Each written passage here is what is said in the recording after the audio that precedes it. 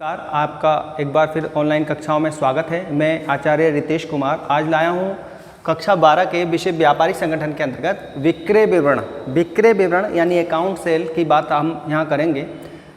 तो विक्रय विवरण को थोड़ा समझ लेते हैं। हम ये आज के परिवेश में ये देखते हैं कि हमें घर बैठे ही या थोड़ी दूर जाने पर ऐसी कोई सी वस्तु भी मिल जाती है बड़ी आसानी से, जिसका उत्पादन हमारे आसपास के क्षेत्र में नहीं हो रहा होता है। यानी उत्पादन तो उसका बहुत दूर होता है, कहीं दूसरे शहर में, या अब तो विदेशों की भी चीज़ें हम बहुत सरलता से प्राप्त कर सकते हैं, लेकिन वो चीज़ हमें बड़ी सरलता से, वो वस्तु बड़ी सरलता से मिल जाती है। हम ये देखते हैं कि हम खुद उत्पादक के पास नहीं जाते या जो निर्माण कर रहा है उसके पास हमें नहीं जाते, विभिन्न माध्यमों से वो वस्तु हमें प्राप्त हो जाती है। तो क्या कारण है कि वो वस्तु आज हम घर बैठे ही प्राप्त कर सकते हैं या पड़ोस की दुकान से या बाज़ार से ला सकते हैं, जबकि उसका प्रोडक्शन बहुत दूर कहीं दूसरे शहर में हो रहा होता है? तो क्या रीज़न है? जितने भी उत्पादक होते हैं, जो बड़े बड़े निर्माता होते हैं, वो स्वयं ग्राहकों को अपनी वस्तुएं नहीं बेचते। तो उनका ये कार्य होता है कि वो प्रत्येक बड़े शहर में अपना एक एजेंट रखते हैं, जिसको डिस्ट्रीब्यूटर्स भी बोलते हैं या थोक व्यापारी भी उसको बोल सकते हैं। तो वो उत्पादक ग्राहकों को माल ना बेचकर अपने एजेंटों को यानी डिस्ट्रीब्यूटर्स को माल भेजते हैं। वो जो डिस्ट्रीब्यूटर्स हैं बड़े पैमाने के थोक व्यापारी होते हैं, जो बड़ी मात्रा में उनसे माल खरीदते हैं। फिर जो रिटेलर्स जो होते हैं, जो फुटकर व्यापारी हैं, ये उन डिस्ट्रीब्यूटर्स के पास जाते हैं, उनसे माल खरीद के लाते हैं, फिर अपनी शॉप पर रखते हैं, फिर हमें वो प्राप्त होता है। तो मालिक द्वारा यहाँ पर दो चीज़ें निकल के आती हैं, उसको समझेंगे। एक तो उत्पादक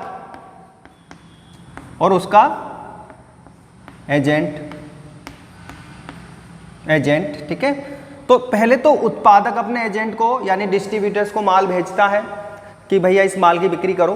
तो उस भेजे गए माल का जब हिसाब बनाकर भेजता है, तो वो उस भेजे गए माल के साथ बीजक भी बनाकर भेजता है। बीजक उस भेजे गए माल का संपूर्ण विवरण होता है, जिसमें उस माल की मात्रा, उसका मूल्य, उस पर किए गए खर्चे, सारी डिटेल उसमें होती है। डिस्ट्रीब्यूटर्स उस बीजक मूल्य के हिसाब से ही माल को आगे बेचता है। अब चूंकि ये इसका एजेंट होता है, तो अब इसका कार्य होता है उस माल को बेचे। ये उस माल की बिक्री करता है और अपने कमीशन या खर्चे आदि जो भी काट कर जो शेष रकम बचती है वो उत्पादक को बाद में भेज देता है। फिर जिस तरह ये बीजक बनाकर भेजता है, उसी तरह ये बिक्री का हिसाब बनाकर भेजता है। उस बिक्री के हिसाब को ही विक्रय विवरण कहते हैं।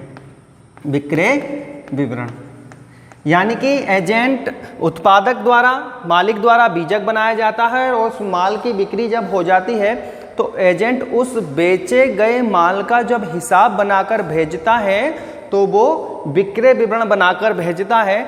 इसलिए आज मैं यहाँ विक्रय विवरण लाया हूँ। ये जो बीजक है, ये इस साल जो 30% कोर्स खत्म हुआ है, उसमें ये बीजक को हटा दिया गया है, अन्यथा बीजक को भी मैं समझाता। इसलिए यहाँ बीजक की बात ज़्यादा नहीं करेंगे, ना ही बीजक के न्यूमेरिकल्स इस बार आ सकता है। इस बार ये ही विक्रय विवरण ही ज़्यादा इम्पोर्टेंट अब हो गया है, क्योंकि बीजक कोर्स से हट गया है। तो विक्रय विवरण में बात करेंगे, क्योंकि ये एजेंट बनाता है। तो आपने देखा होंगे जो भी पंफलेट होते हैं या उसके जो कार्ड होता है, उस पर कार्ड पे सबसे पहले उसी का नाम छपा होता है जिसका वो होता है। तो ये एजेंट बनाकर भेज रहा है, तो इसलिए यहाँ पर लिखा है राधे श्याम एंड सन्स, ये एजेंट है। मेरे पास एक क्वेश्चन है, मैं पहले उसको समझाता हूँ। कानपुर के सर्वश्री राधे श्याम एंड सन्स ने निम्नलिखित माल अमृतसर के Shri popular woollen mills company limited की ओर से बेचा। तो ये एजेंट हो गए राधे श्याम एंड सन्स। यहाँ कमीशन एजेंट लिखा है, यहाँ थोड़ी इनकी डिटेल लिखी जाती है, दूरभाष, ईमेल और इनका पता, और ये डेट, ये थोड़ा आगे चला गया है, ये इधर तक ही आता है। तो इसमें अब यहाँ पर विक्रय विवरण उस माल का, यहाँ पर आता है मालिक का नाम और उसका पता, जो उसका उत्पादक है जिसकी ओर से उसने माल बेचा है। ठीक है, ये पूरा विवरण बनाने के बाद अब माल क्या क्या था और कैसे बेचा है उसमें चलते हैं। वो कह रहे हैं 150 कंबल। तो मात्रा कितनी है? 150। और क्या है? कंबल। 150 कंबल इन्होंने 11 रुपये 40 पैसे, ये दर कितनी है उसकी, 11 रुपये 11.40 पैसे प्रति कंबल, प्रति कंबल। ठीक है, यानी कि 150 कंबल, एक कंबल का मूल्य 11 रुपये 40 पैसे, ये हो गए 1710 रुपये 0 पैसे। ठीक है, उसके बाद उसने दूसरी चीज बेची है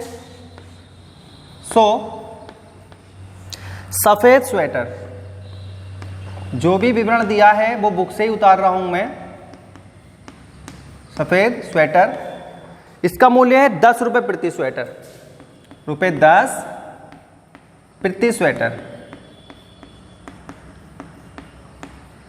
तो ये 100 थे, ये कितने के हो गए, 1000 के। उसके बाद 125 रंगीन जर्सी, 125 रंगीन जर्सी,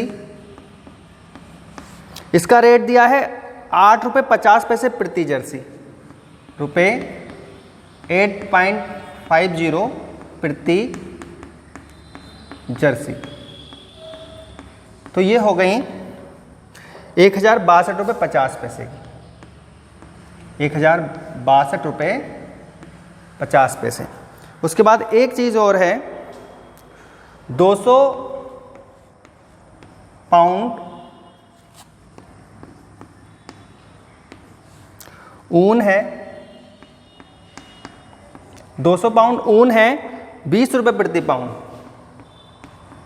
रुपये 20 प्रति पाउंड। तो ये हो गई 4000 रुपये। यहाँ पर इनकी अमाउंट लिखनी होती है। ये 4 ही चीज़ें एजेंट ने मालिक की ओर से बेची हैं, जिसमें 150 कंबल, स्वेटर, जर्सी वगैरह थी, उनकी रेट दर के हिसाब से किसे और कितने रुपए की ये हो गई। ये 4 माल उसने बेचा है। उसके बाद इनका यहाँ टोटल कर दिया जाता है कि कितना माल बेचा गया है। तो ये हो गया 7,772 रुपये 50 पैसे का कुल माल एजेंट ने मालिक की ओर से 7,772 रुपये का बेचा है। इतना पैसा उसके पास आ गया है जो कि मालिक का है। अब एजेंट इस माल को बेचने में कुछ ना कुछ खर्चा भी करता है और अपना कमीशन भी वो कुछ लेगा, क्योंकि ये कमीशन एजेंट होते हैं।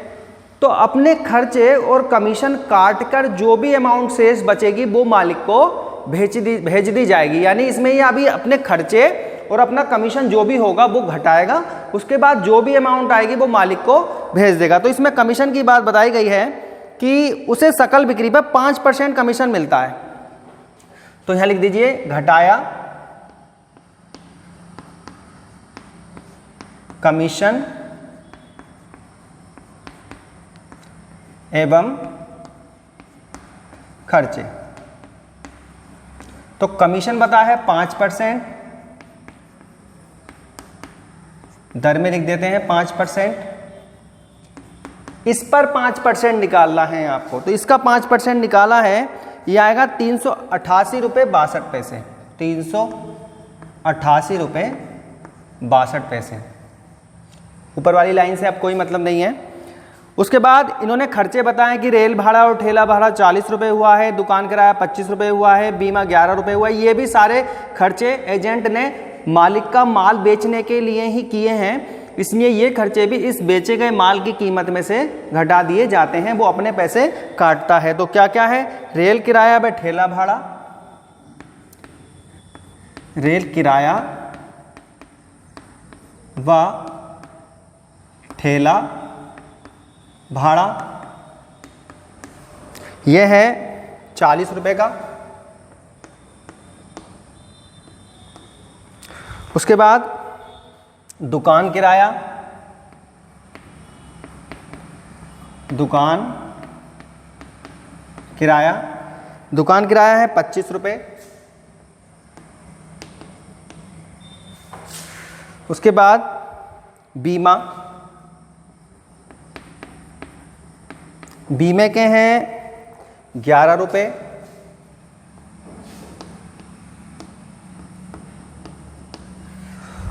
और लास्ट में फुटकर व्यय, फुटकर व्यय, फुटकर व्यय हैं 20 रुपये के। ये टोटल कुल बिक्री इतनी हुई और एजेंट ने अपना कमीशन और सारे खर्चे ये जो भी बनेंगे वो जितनी अमाउंट आएगी काट कर शेष रकम मालिक को भेज देगा। तो ये इसका टोटल आता है, इसका टोटल आया 484 रुपये 62 पैसे। यानी इस बिक्री में से ये इतने रुपए काटेगा और शेष रकम जो भी होगी वो मालिक को भेज देगा। तो ये शेष रकम इसकी बची 7,287 रुपये 88 पैसे। ये रकम मालिक को भेज दी जाएगी। इस रकम को शब्दों में और लिखना होता है, क्योंकि रकम जहाँ भी आती है आपने देखते हो तो अंकों में और शब्दों में दोनों जगह लिखी जाती है। तो यहाँ शब्दों में और लिख देंगे कितनी है, शब्दों में, शब्दों में, ये अंकों में लिखी है, शब्दों में लिखेंगे 7,287 रुपये 88 पैसे। ठीक है, ये इसका बन के तैयार है। उसके बाद यदि कोई भूल चूक होती है तो व्यापार में चलता है, क्योंकि लेन देन तो आगे चलते रहेंगे, ये नहीं कि इसका ये आखिरी लेन देन। तो यदि कोई भूल चूक हो जाती है, इसमें कोई करेक्शन है, तो यहाँ पर एक शब्द लिखा जाता है भूल चूक लेनी देनी। यानी कोई गलती हुई है तो उसको आगे चल के निपटा दिया जाएगा, ये फाइनल नहीं है। और यहाँ पर इसके साइन जोक से भी होते हैं वास्ते, जो अथोराइज्ड पर्सन है वो अपने यहाँ सिग्नेचर कर देता है। तो ये सिंपल एक क्वेश्चन था जो मैंने यहाँ लिया। बहुत सिंपल ये क्वेश्चन होता है, सारे क्वेश्चन इसी प्रकार से होते हैं, यानी कि ये अलग हो, यहाँ एजेंट का नाम या मालिक का नाम और ये पूरी लाइन, जो जो उसने बेचा है वो, और उसके कमीशन घटा के, खर्चे घटा के ये अमाउंट। हर तरह का क्वेश्चन कुछ भी हो, आपको अगर कठिन होगी तो केवल कैलकुलेशन, क्योंकि इसमें तो डायरेक्ट थी, मल्टीप्लाई अमाउंट आ गई। एक सिंपल सा क्वेश्चन था और इम्पोर्टेंट हो गया है क्योंकि बीजक हट गया है। तो आप इसकी तैयारी बहुत अच्छी तरीके से करें। ठीक है, मैं आगे भी इस तरह के क्वेश्चन लाऊंगा। आज की वीडियो में इतना ही, धन्यवाद।